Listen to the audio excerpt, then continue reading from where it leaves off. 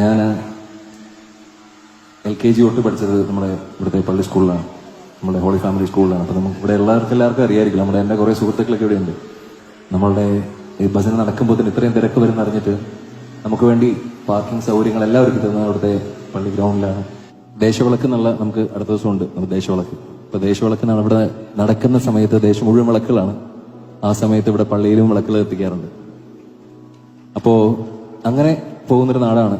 അപ്പൊ ഇപ്പോൾ ഈ ഒരു കാലഘട്ടത്തിൽ മതസൗഹാർദ്ദം എന്നൊക്കെ പറയുമ്പോൾ എന്തൊക്കെ പ്രശ്നം പോലെയൊക്കെ പല സ്ഥലങ്ങളിൽ ഞാൻ കമന്റുകളൊക്കെ ഉണ്ട്. പക്ഷെ അങ്ങനെയൊന്നും ഞങ്ങൾക്ക് അറിയത്തില്ലാത്ത കാലഘട്ടത്തിൽ ജീവിച്ച മനുഷ്യന്മാരാണ് ഞങ്ങൾ.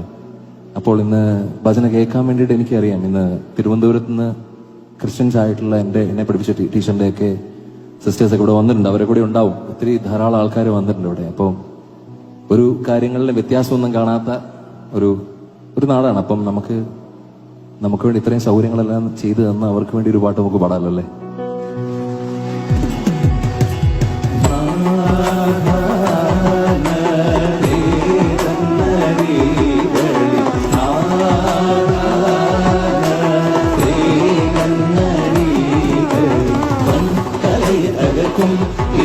നടക്കുന്നവന്റെ മൊഴികൾ